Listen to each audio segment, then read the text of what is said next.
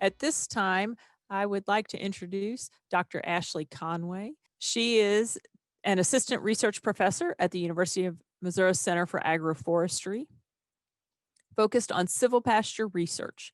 Originally from a small farm in Washington state, she obtained her BS and MS in animal science from Washington State University and served 2 years in the Peace Corps in Zambia promoting agroforestry. She received her PhD from University of Nebraska-Lincoln in animal science ruminant nutrition, where she studied integrated crop livestock systems in the Midwest, including utilizing baled corn residue and grazing cover crops. Dr. Conway, we're glad you could join us today. Thank you for being with us. Good evening. Oh boy. So I am just so excited to be presenting. I've wanted to present at a Women in Ag conference for a long time. As Valerie said, I grew up on a small farm. We were sort of really an alternative kind of farm. We did things a little differently, and we'd always attended our extension office's Women in Ag conference for so long. And so this is just so delightful for me to be here. And thank you so much for sticking it out. I don't know, some of you may not be maybe night owls. I'm not a night owl. I'm very much a morning person. So being here, it's getting closer to my bedtime. So I'm so grateful to be here and to be sharing this with you. And I really want to talk today or this evening about silvopasture. And when I was approached about this, about why we wanted to talk about silvopasture, particularly at this conference, we were kind of tossing around some ideas. I can go in a lot of different directions with silvopasture, but I really want to talk about what makes it so special and practical for women in ag and for all different types of diverse farming systems, and very applicable for lots of different types of people. So that's why I've entitled it sort of Finding Wisdom in Our Roots. And it's sort of a play on words, both figuratively and literally. Make sure I'm not missing anything in the chat. In our roots being like the trees, but then also sort of harkening back to some older wisdom about how we cultivate the land and how we grow our food. So I'm going to start by just really kind of talking about what silvopasture is and give everybody an overview. And then I'm going to dial in on why I feel like it's important that we're talking about silvopasture here in this day and age, in this context, and particularly in this like Women in Ag conference. And then I'll get into some more practical details about how you might go about implementing it on your farm. So we'll kind of run the gambit. Hopefully we'll get through it before anybody falls asleep this evening. So if anybody's not familiar with agroforestry, we're talking about integrating trees with food production, is where that comes from. And then specifically silvopasture is integrating crops and livestock and trees. So we have 5 common agroforestry practices that are recognized in the United States. These are USDA official. So if you get on the USDA agroforestry website, you'll see these 5 practices. And I've sort of, this is my own interpretation, broken them down from the least complex to the most complex type of agroforestry practices. We have windbreaks, and forest farming up here that are a little more straightforward. And you'll notice that down here at the bottom, silvopasture is, in my opinion, probably the most complex type of agroforestry system, because we're really getting into 3 dimensions, right? 3 tiers. We're talking about the intentional integration and management of trees with forage, with livestock. Now, the equation seems very straightforward here. And when we're talking about these 3 different components, each of these things interacts in its own way. But really it's more of a web, because what we have here are such an infinite variety of possibilities. I call it a la carte agriculture, because you can really choose whatever components fit best for your situation. It's why I love silvopasture so much, because it makes it so flexible and so suitable to such a variety of situations. You can pick tree crops where you're growing trees for timber, like pine, specialty crops like orchard varieties, apples, fruits, nuts. You can plant trees for habitat. You can create these windbreaks as part of the system, or you can even grow the tree component as an additional fodder for your livestock. You see that more commonly in tropical agroforestry systems. And then up here are the forages. You can get really creative with the types of forages you plant in the understory if you want to stick primarily with native grasses, or you can branch out and do like a brassica mix, like you would plant in a cover crop situation. And then again with livestock, you can run the gambit of whatever really you want to raise that suits your space and your resources and your abilities. You can go cattle, sheep, goats, swine, poultry. I joke that I think pollinators in many states are considered livestock by state agriculture departments. So you can have a bee silvopasture and grow like a clover tree bee situation, and that technically would count. So it's so flexible, and the infinite possibilities is what makes it very versatile. It's also what makes it the most challenging, because I think people want something very prescriptive. I know I would like something prescriptive if I'm starting out and I don't really know where to begin. But it makes it very hard to say, this is exactly what you need to do to have a successful silvopasture system. So that being said, I'm not going to get too much into specifics, but I'll walk you through towards the end about where I would suggest you start, and then you can kind of start narrowing down some options about if silvopasture might work for you, if it's an option to pursue, where you might even want to begin. But where I want to begin is here in Missouri. We are working and living and existing on lands that really have a longer history than what I think we commonly think of. So I have this land acknowledgement here that where I am in Columbia, where we are in Missouri, are really ancestral lands of the Kickapoo, the Oto-Missouri, Peoria, Sioux, and Osage nations. So this is really an important acknowledgement, because not only is our land acknowledgements important to recognize that there is a history to this land beyond what we normally talk about, but it's particularly important when we talk about silvopasture and farming, because the history of the land is not just in the concept, but it's also in how that land was managed for a very long time. And how that land was managed was through fire, and through fire, species have evolved to create really an open savanna with forage understories, with large ruminants and mammals, bison, elk, deer, etc., moving through our space here that we don't really see anymore. It hasn't been that way for several hundred years. And that's really causing some challenges in our ecosystems as we see them in Missouri. And so part of this idea of getting back to our roots goes like way back. And in order to get to that space, we also have to recognize who was here before and how they were managing the land to be fruitful for them. Like, millions of people lived on this land, and they grew plenty of food and were quite happy. So, what were they doing that we need to consider as we talk about these types of systems? Because silvopasture and agroforestry in general are really old types of agriculture. If you hear anybody say that silvopasture is like this new fancy thing, or agroforestry is this new way of farming or growing things, they are not correct. I mean, we're talking about not just here in North America and Native American land management, but globally, agroforestry is probably one of the oldest ways that we grow food and manage our land across the world. So I have here, this is a slide from another talk that I gave that really was kind of tearing apart the history of agroforestry and silvopasture. Excuse me. This is from Europe. This is from the British Library, where we're feeding acorns feeding hogs under acorns. And this is a practice that's still going on today. If you're familiar with Iberico ham in the Spanish Peninsula, the Iberian Peninsula in Spain, still going on. It's a very old practice of silvopasture, where we graze pigs and cattle and sheep under cork trees and acorn trees for thousands of years going back. We also have fire as a tool for land management that creates an open silvopasture happening simultaneously in other parts of the world, particularly here in North America. I wasn't able to find a very good picture, but the use of fire is common in Australia as well, historically, and how the indigenous aborigines would interact with the land to grow and raise food and create spaces where animals would be habitable. They would come and live in these open savannas or these forested spaces, and they'd be able to hunt them, right? So we're really talking about creating old silvopastures. So as we have this conversation about where to start from on our own land, if you have land that you're thinking about doing this, we got to think about what's been done to this land from the beginning and from very far back. And oftentimes we're talking about intentional management with fire, with thinning of trees, just some natural regeneration happening in there too. And we create habitat for animals, for livestock now. and for abundant, flourishing ecosystems.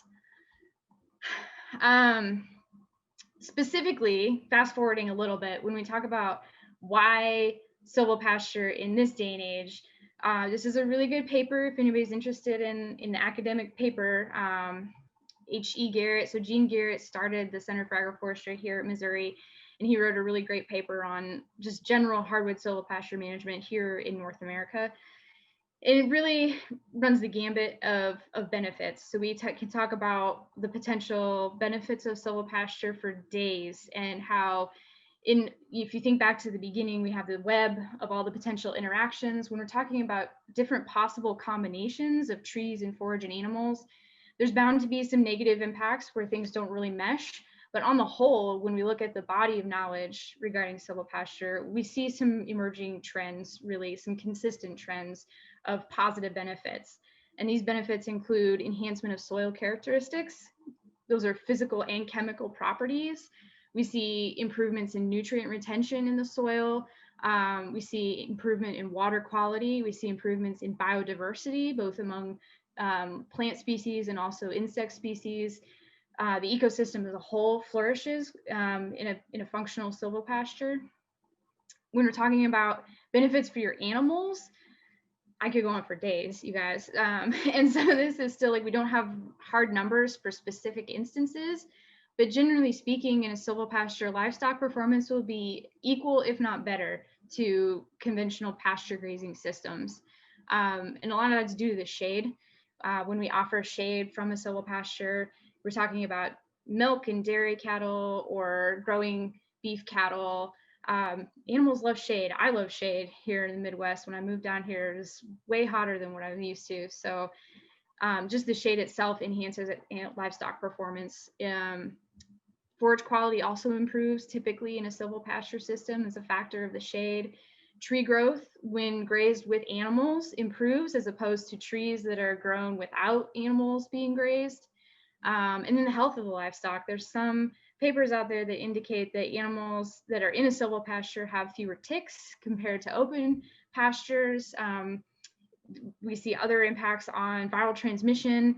So overall, for animals, there are definitely benefits.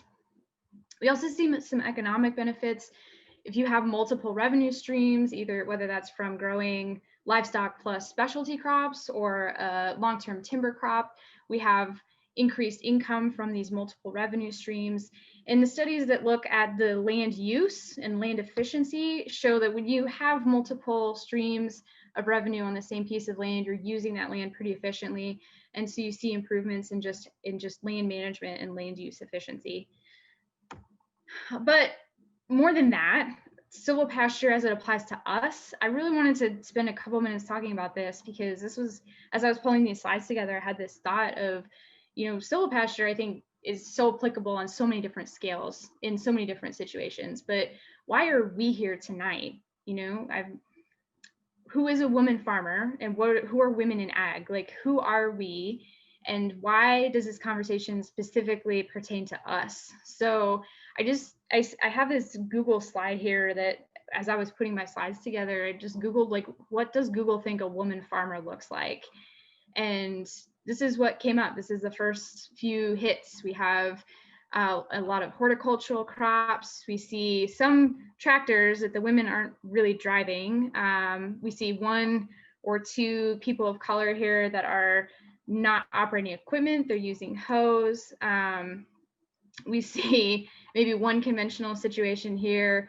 I think really the question that I'm getting at is who's not represented in these pictures. And so to keep on thinking about this, I think this probably isn't new knowledge. This is probably common knowledge for most of you, but in case it's not, this is the data from the US Census from 2017. It's the most recent ag census.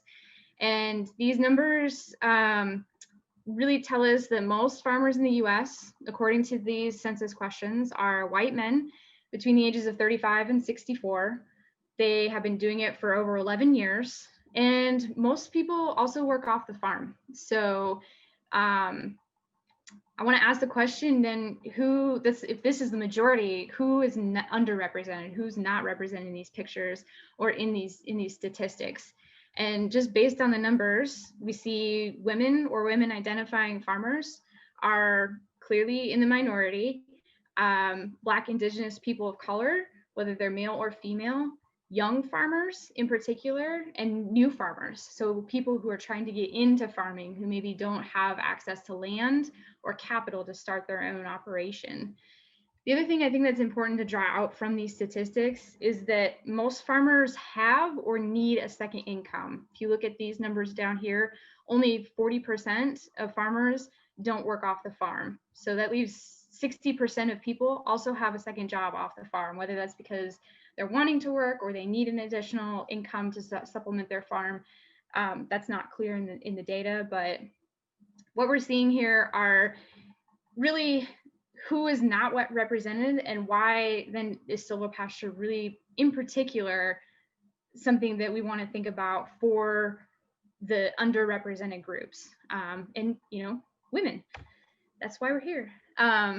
So I wanted to add a little extra why I think silvopasture is particularly applicable for us as women farmers, whether we're young women farmers, whether we are white or BIPOC women farmers, whether we're new and we don't have access to land.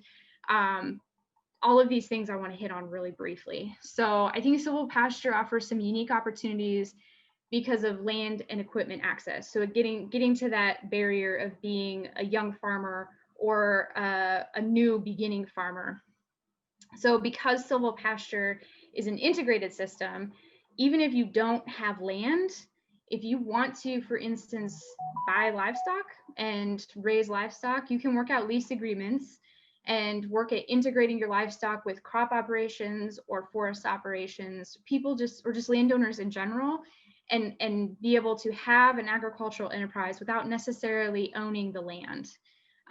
There's plenty of resources on working out grazing leases, and if you work with the landowners in a way that they're okay with and you come up with a good arrangement, you can have access to land without actually owning land and raise livestock. So that's an example that I was thinking of. Silvopasture offers a lot of opportunity for raising smaller livestock, like small ruminants, chickens, pigs, with faster generation intervals. So you have quicker turnover. Of course, I grew up raising goats and sheep, so sort of I'm partial to that, but also all of my research is in cattle. So I'm very much a beef girl at heart as well. So but that can be intimidating, I think, for some people, particularly if you are a young or new farmer and you don't have animal experience or agricultural experience. You can figure out a very functional small scale silvopasture with chickens, and it's a very, very easy entry point to be functional and generate lots of income. There's specific conservation funding opportunities for silvopasture. I'm particularly thinking of NRCS EQIP, and we can get into that in a minute. But this is definitely available.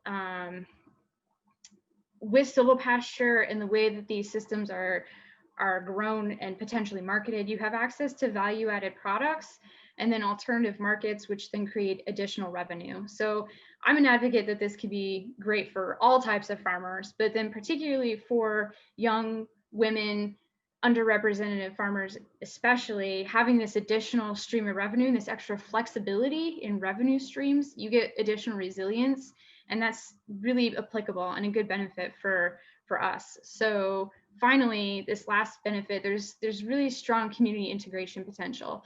So thinking back to the whole concept of like a holistic farming system with silvopasture, there's opportunity to integrate with your neighbors and interact with your neighbors in your community and share food and bring in a lot of not just the production and economical benefits, but then the ecological and social benefits as well.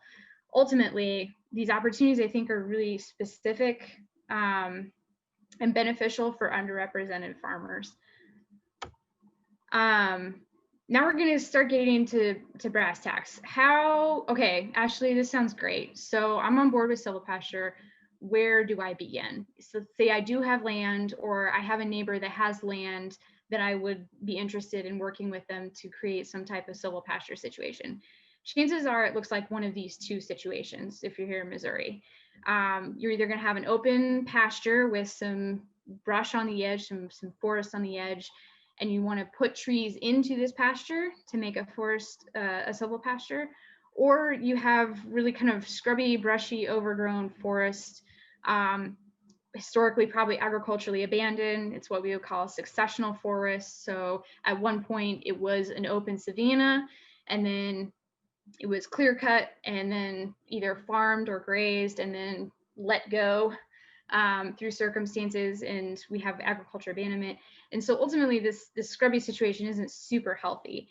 There's opportunities for both of these to become functional, healthy silvopastures. It's just where the starting point is depends or informs then what path you take to help get it there, because you're kind of moving, starting from opposite ends and moving toward a center.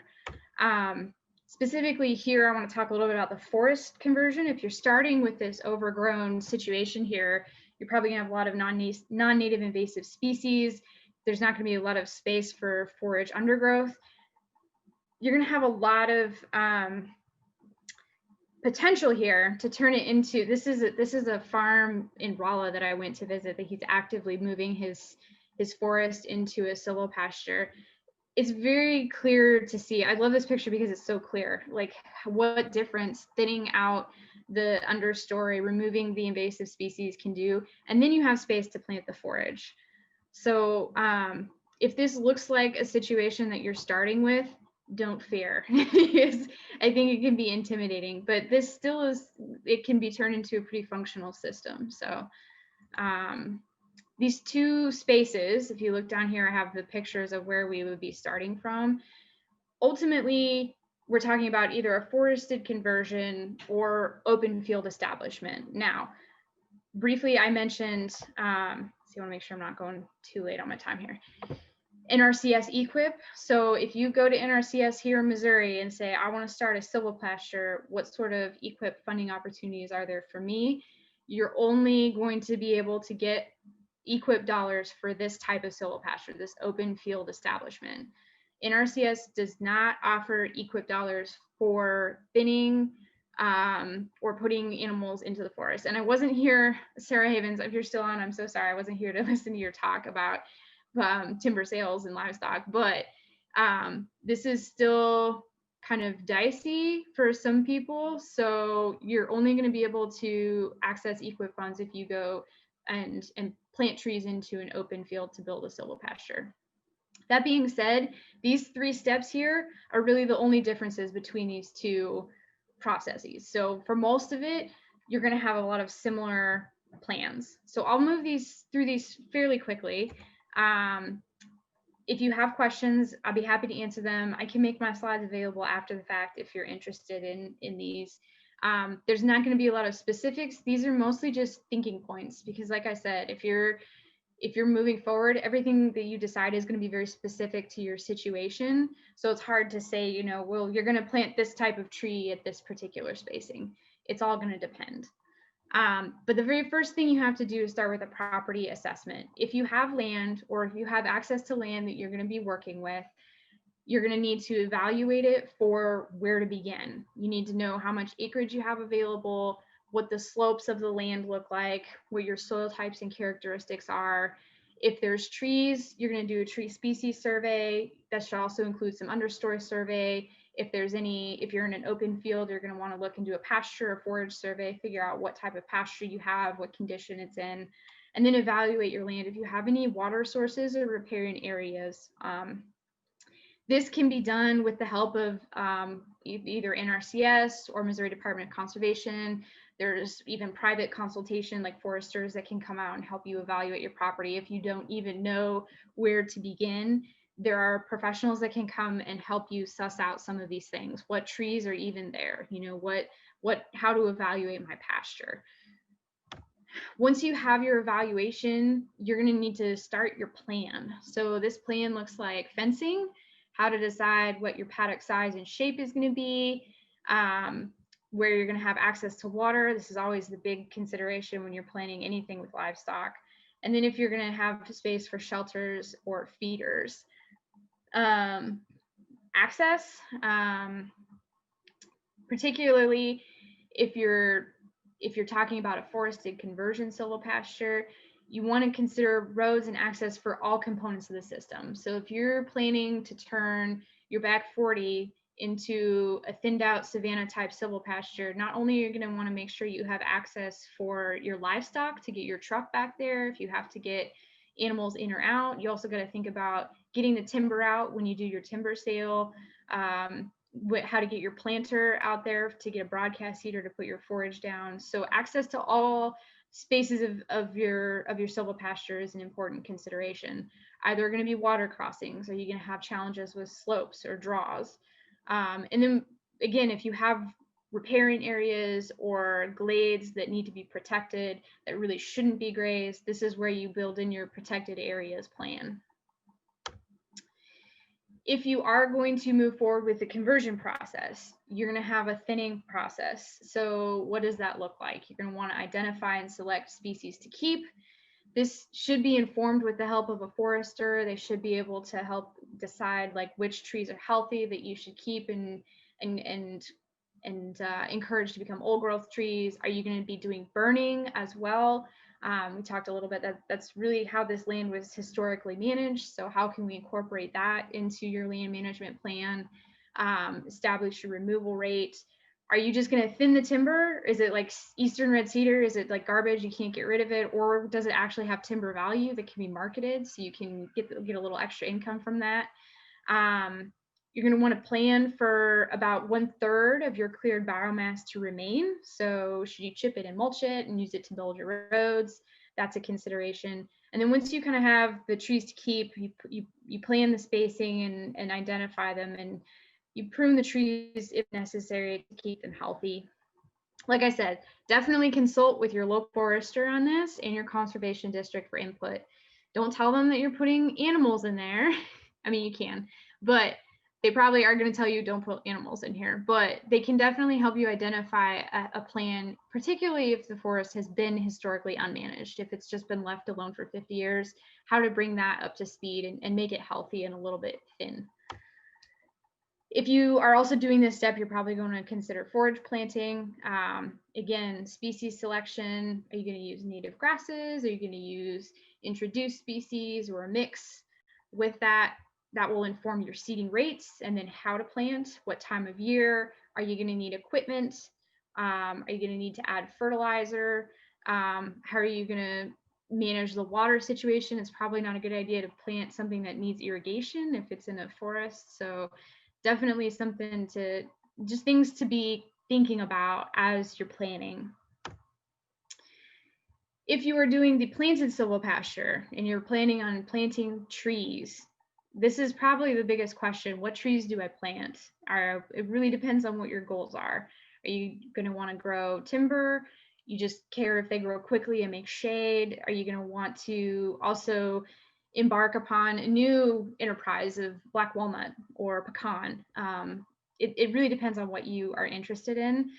Do you want to grow those for human consumption, or you just want to grow nuts to drop and feed your pigs? You know, these are all questions that really you can tweak and fit to suit your own specific needs and goals. With that, you're going to then identify the spacing and pattern for optimal growth, build an investment budget. Again, this is where NRCS can potentially come in and help. If you're growing specialty crops specifically for human consumption that you're planning on marketing, you're going to want to consider the pesticide situation.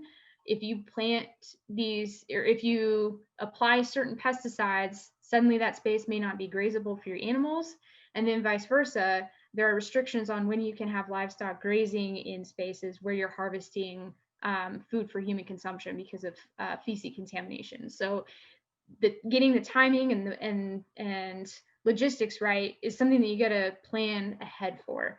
It's a lot to kind of tangle through. So best to think about it now on this side than 5 years in when you run into the wall. Grazing planning, this is probably like my biggest sticky wicket. I could talk for days on grazing planning. So if you have any more questions on this, let me know. It's highly unlikely that you're going to be able to graze your silvopasture the same way you graze your fescue open pasture. That's just the reality of it. That does not mean it's not usable or that you can't run the same amount of animals. You just got to switch your density and the amount of time that they're on there potentially, and that's just going to come with feeling it out, what possibly can grow, and then grazing in action. If any of you are grazers on the call, you know that grazing is more of an art than it is a science, I think, and much to the frustration of me, a scientist. But you know, just a heads up that you're probably going to have to be very flexible in developing a grazing plan for different spaces that you may have on your place. Again, what are your animal production goals? What types of animals are you growing? What are their needs for labor and management? Consider water, consider nutrition. My favorite thing when you're talking about grazing is you have a parachute plan with a ripcord number. So if your pasture reaches a specific ripcord number or a height, a cover, some metric that you use where you know if you go below that, you're really going to start to damage not only the soil, but the potential return forage, the growth for the forage, then you need to have a parachute plan to get out and make sure your animals get off and allow that pasture time to regenerate. I could also talk for days on this, but I won't. So for animal management, you got to make sure that they are well fed. If you're new to raising livestock, this is probably a more important slide than if you have been managing livestock previously, but always consider their nutrition, always consider their health. Just had a great presentation on vaccinations. You can't raise livestock and not plan on keeping them healthy. It's very important that you have a plan to manage them. And it's no different than if you're doing conventional production or silvopasture production. Not really any specific differences just because it's silvopasture. These are all things that you would need to be thinking about. So it's that easy. I love this slide too, because usually in person, if I were looking at your faces, I'd get a few rolled eyes, I get a few blank looks, and then maybe a few chuckles, because it really is not that easy. It's a lot to think about. And there's really no hard and fast rules at this point. So, you know, again, if you have questions, let me know. I'll do my best to work through. There are sources available out there for silvopasture. There's a great Facebook group that you can ask questions. There's, I'm trying to remember the author, Gabe, I want to say Gabe Brown, I believe. He wrote a very accessible silvopasture book. That's a great place to start. So I don't know. Yeah, time. So this is kind of trying to bring it back around to full circle when we're talking about wisdom. I Googled wisdom, the Merriam-Webster definition. So thinking about finding this wisdom in our roots, in our tree roots, in our historical roots of the land and how it was managed. What does wisdom mean? And I loved this particular bit here. Wisdom is the accumulated philosophical or scientific learning or knowledge. I did not necessarily appreciate this bottom one, that wisdom is the teachings of ancient wise men. There's so much knowledge that just being a woman and that women have held historically throughout time that has been lost, that, you know, getting back in touch with and learning more about is so important. And I think silvopasture, if it's never really interested you before, silvopasture is a great place to start. I've included this book here that is probably one of my favorite books, Breeding Sweetgrass. It's more about herbalism, not so much about silvopasture, but I think as I'm building my program, I see so many parallels with it. And, you know, how knowledge of the land and how we manage the land and how we interact with the land is so important, you know, if we're going to really be proper and responsible stewards of the land, and where does that wisdom come from and how do we continue growing it? And you know, we plant some trees, I think, is, in my mind, it's as simple as that, but it's not. It's very complex, and there's so much more to learn and to gain, wisdom to gain. And I think silvopasture is just like the perfect microcosm of all these things coming together. So that's a lot, and I know it's late, but I would be happy to like answer any questions, specific or obscure, at this point. Thank you, Ashley. We appreciate you coming and spending the evening with us. I know it got kind of late and I apologize, but we're glad you were able to share your pearls of wisdom with us about silvopasture and really appreciated your perspective. Um, Charlotte, do we have any questions for Ashley? We do have a couple. One question, I gotta go back. I gotta scroll back up. I'm sorry. I was This is always my favorite part. I love answering the questions. I was sending the link for the survey. Someone wants to know if silvopasture will work with pigs or other monogastrics like chickens, or is it better just for ruminants? Silvopasture is wonderful for pigs. And I know I mentioned a little bit at the beginning about the Dehesa system in Spain. Iberico ham is the most expensive food in the world, or at least meat. These are pigs that are raised on under acorns in Spain, in this particular space of Spain. And that type of system where you forage pigs under and you finish them on acorns as they drop from the trees, it's a very old system. So absolutely, silvopasture is very functional. You can totally do pigs or chickens. The forage component is sort of loosely defined, I think, in this. They don't necessarily have to be grazing ruminants. They just need to be able to, the system has to be able to provide the food. So whether that's forage or foraging, like with monogastrics, it's one and the same. So yes, definitely. Okay, and we have another question. If I decide to try silvopasture with raising livestock, do I have to be concerned about the livestock's interaction with the silvopasture or with the trees? So that depends on a couple things. It depends on the type of critters that you have. I don't know if anybody here has goats, but goats are more challenging than, say, for instance, chickens.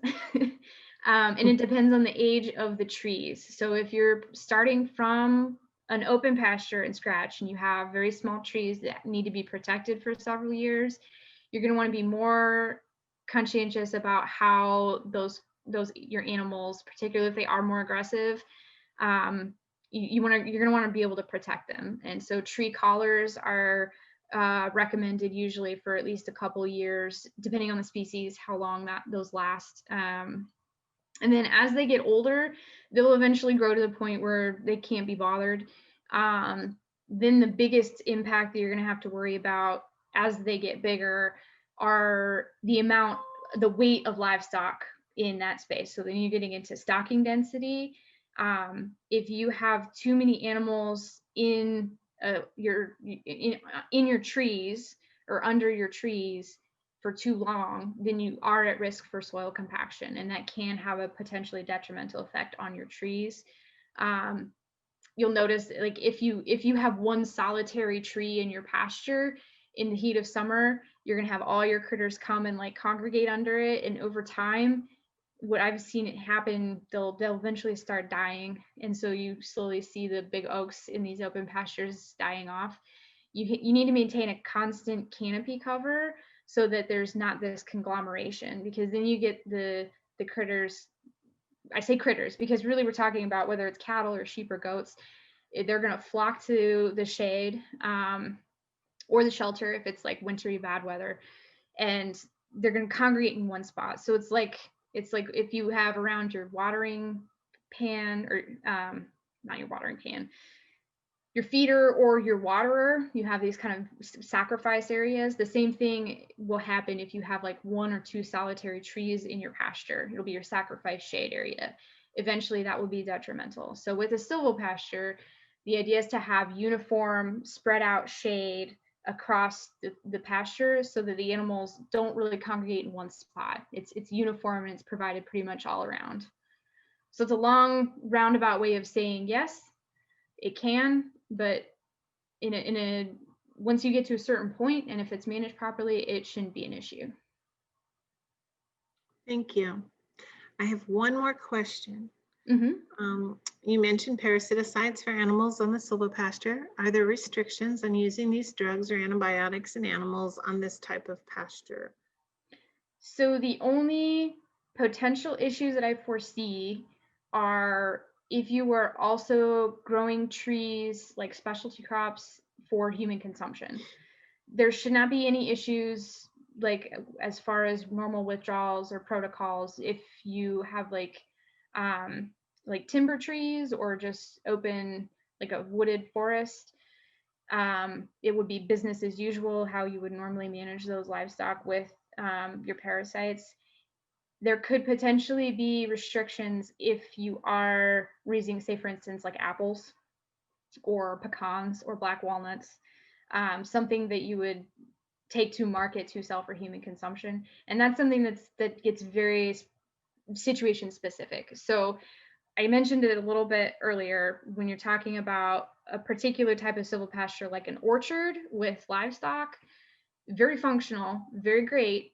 You do have this extra thing to manage, and that, it depends on the type of food that you're selling, the type of animals that you're grazing, what you're spraying potentially on the trees, what you're potentially giving to the animals as far as their injections, like specific vaccinations or anti-parasitics. It gets very hard to say specifically what, but it could be something, and it's definitely worth researching more about if you have a specific animal in mind or a specific crop in mind, digging into that. The Food Safety Modernization Act is a great place to start. The USDA, I think USDA has information on it about what the restrictions are for grazing and then for pesticides. And then if you look specifically at the chemicals that you're talking about, like the drugs or the pesticides, they will also have withdrawal information for human consumption and animals.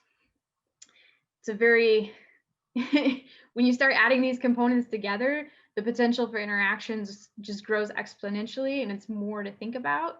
But if you find the right combination, it just hums along like a well-oiled machine. Thank you. That's a lot of good information. Thanks so much. Of course. I do have feedback from one listener. She's just enjoying the program tremendously. Oh, thank you. So she's very grateful and thankful for the information as well. I'm like I said, I've wanted to talk at a Women in Ag conference for a very long time, so I am probably just as delighted as you are. My contact information is on the screen. If you don't hear from me right now, I do have to say this is my office phone, and I'm not working from my office right now. So send me an email if you want more information, if you have questions, if you just want to say hi. That's totally fine. If you don't hear from me and you really want to hear from me, send me another email because it might get lost in my inbox, but I'm always happy to answer questions. Appreciated your perspective and glad that we got to give you the opportunity to share with a group of women in ag. I'm glad you could join us today.